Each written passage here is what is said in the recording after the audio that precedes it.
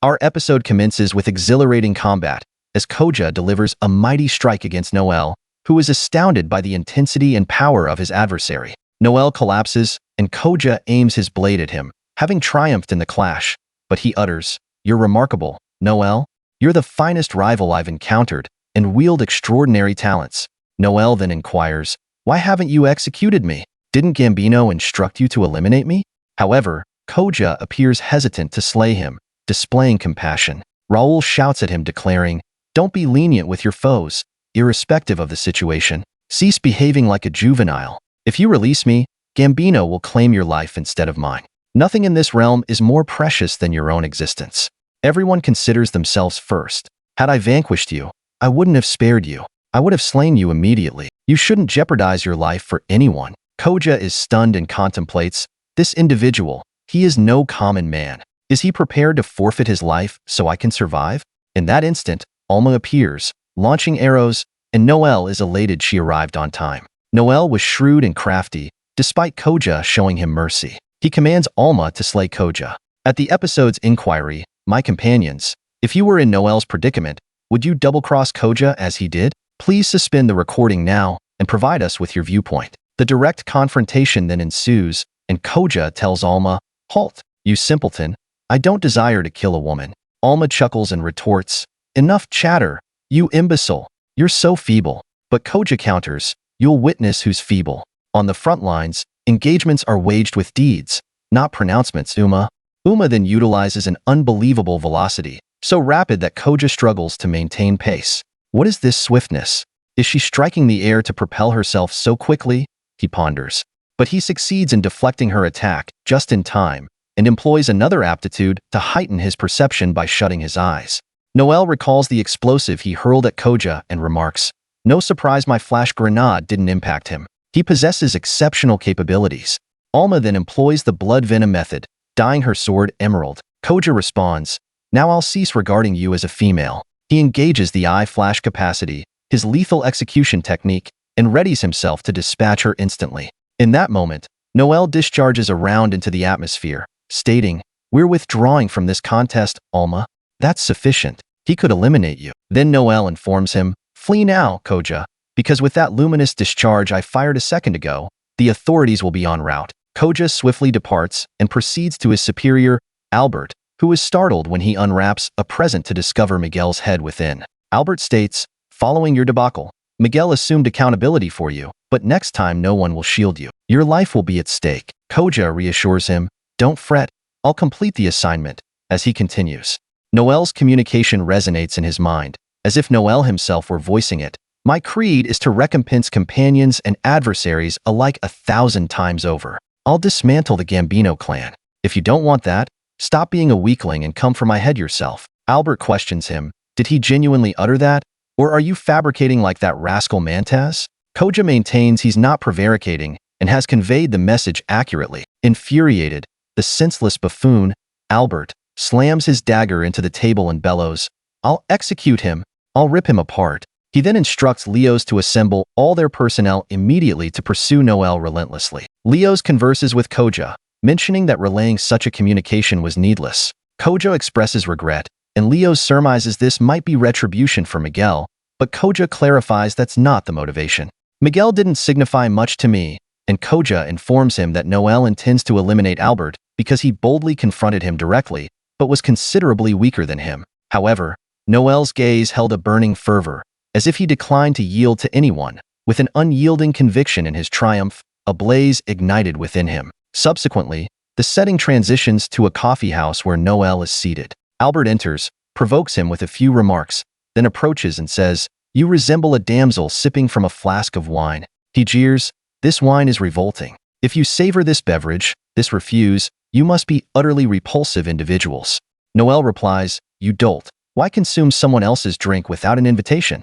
Oaf, do you have no decorum at all, Albert? You're going to demolish the Gambino family. Perhaps you should affiliate with them once you mature into a genuine gentleman.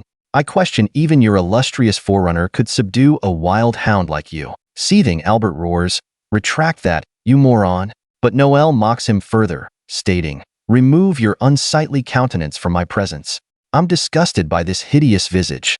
Albert cautions him, Perhaps I should excise your tongue, so you won't speak or savor anything again." Noel remained remarkably composed and answered, "Listen, you simpleton. I recognize you yelp like a canine only when your associates are present." Albert, enraged, screamed at the apex of his lungs, but a gentleman intervened, halting him in his tracks. The gentleman sternly addressed Albert, declaring, "Mr. Gambino, you must cease this squabbling. This establishment isn't a venue for brawling or pandemonium. We don't permit outsiders to create a commotion here. We adventurers have a standing to uphold." Albert, annoyed, retorted, "Do you even comprehend who I am? I'm Albert of the Gambino family." The other man responded, "It's immaterial who you are. You're no equal to us when it comes to safeguarding our integrity." Albert, furious, commanded his men to eradicate these nuisances. Leos then leaned in and murmured to Albert, warning him that such a public altercation would be challenging to justify to Don Luciano. He added that the attendance of so many explorers was due to the delicate narcotics affair, and overtly inciting unrest would undoubtedly bring the monarch's fury upon them. Recognizing the precariousness of the circumstances, Albert reluctantly rescinded his directive. Noel chuckled derisively at Albert, uttering, "You're pitiful, howling like a cur yet incapable of confronting Don or the king. You're merely a cowardly instrument, a mindless, charisma-deficient rabid canine. You'd better not become overly irate, as it will only accelerate your blood flow and render you even more demented. Furthermore, considering the wine you just imbibed, I wouldn't advise it. The wine was contaminated." Albert's face turned ashen with apprehension, realizing he'd been poisoned. "That's why it tasted vile to you," Noel taunted. Albert, horrified, inquired, "How did you anticipate I would drink it?" There was no assurance. Noel, astutely responding, "If you hadn't consumed it, no issue. But if you did, it's my victory." Albert panicked, plummeting to the floor, attempting to regurgitate as he shrieked, "Fetch me a physician now! Convey me to a physician immediately! I don't want to perish." After Albert departed, Leos turned to Noel, remarking, "All right, Noel, that was superfluous." He then retrieved the flask, drank from it, and stated, "This is excellent wine. You fabricated the poison. Here's the payment for the wine Albert consumed. I'll release you this time, but if you don't vacate this vicinity immediately, I'll execute you on the spot."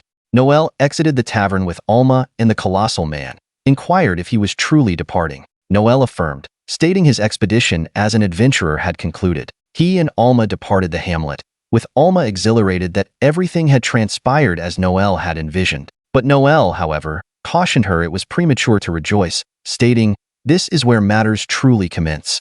I'll return in a week. There's something I need to investigate." Alma said, "I'll practice in the highlands.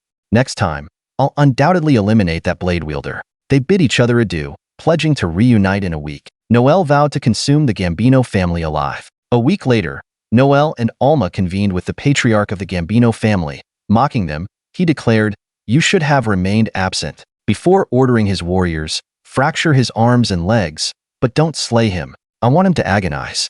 The night is extensive, and I intend to relish every instant of it." Then Albert commands his men again to slay Noel, but they decline to obey his instructions. Astonished, he requests their commander, Leos, to explain this defiance, while Noel erupts into hysterical laughter, exclaiming, "What a magnificent comical display! Albert, no wonder your men refuse to comply with your orders. You've forfeited any entitlement to label yourself their chief due to your own stupidity." Flashback to earlier, one of the soldiers informs Leos, "I can't tolerate this any longer, boss. How long must we adhere to that lunatic leader?" The youngster we eliminated today was clutching this as if it were the most cherished item in the world. She was so youthful. No one with a conscience could perpetrate such an act. Another soldier adds, "We implore you, boss. We entered this vocation because we revered the previous chief as a gentleman of honor. We're not here to intimidate the frail. Isn't there anything we can do?" At that juncture, Noel enters, and observing the item the soldier is holding, recollects the young girl and becomes visibly distressed. Leos inquires of Noel, "Why haven't you departed Etri?" Noel responds, "I did as pledged, but only for a week, a concise pleasant respite." Leos cautions him, "I trust you grasp what you're involving yourself in." Noel retorts, "I'm not here to brawl. I came to deliver a keepsake from my journeys." He then remembers receiving the evidence he had solicited, a birth record demonstrating Albert's mother was wedded to another gentleman, but the narrative that Albert was the previous leader's illegitimate offspring was a colossal fabrication. Although the leader had indeed been intimate with Albert's mother, This liaison terminated before her matrimony. Predicated on Albert's date of birth, there was virtually no possibility he was the leader's son. So he inquires of Leo's, "Did the former chief know about this?" Leo's answers, "He likely had an inkling, but couldn't refute his past paramour's assertion." Albert embraced the tale that he was his son as an acknowledgement of his past affection. "That's the reality, Noel." Noel replies, "Now we're quits. I'll assign you another undertaking. Ascertain the truth regarding the former leader's demise. Locate the physician who observed his final breaths." Returning to the present, Leo's addresses Albert and states, "I have 2 inquiries for you, doctor." Albert hears Leo's second indictment. "You poisoned him and orchestrated it to appear as if he succumbed to sickness." Albert recalls the instance he poisoned the former leader, but attempts to disavow it, stating, "You possess no substantiation. Are you suggesting you exhumed his grave and examined the corpse?" "Oh no," interjects Noel. "There was no necessity. The physician who attended to him divulged the truth. He suspected you and only remained silent because you compensated him to conceal it. Your conduct at the tavern was your undoing. You overreacted when accused of poisoning, practically admitting guilt in that instant." Albert denies it vehemently, shouting, "Fabrications and defamation. This is preposterous." Noel calmly responds, "Confess now. Our orators possess a valuable skill, as you can observe. We can compel delinquents to acknowledge their misdeeds."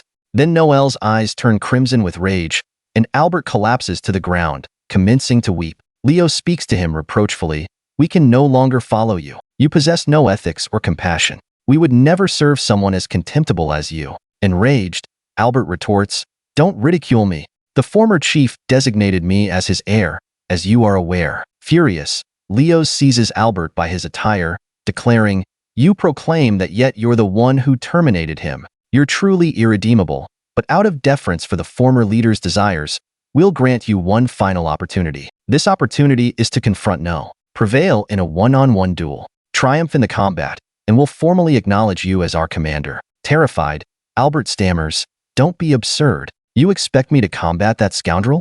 Leo's replies, "You needn't fight him personally. You can select someone to represent you, any one of us. Choose judiciously." Albert, frustrated, snaps back, "Why would I do that? I'm Albert Gambino, a brigand, not someone who has to heed anything you say." At that juncture, the individual who traffics in enslaved people enters, stating, "You're pathetic, Albert. Accept your destiny. You humiliate me as a member of the family." Albert is startled to see him and inquires, "Why are you present?" The man named Pinocchio responds, "To observe the duel, naturally."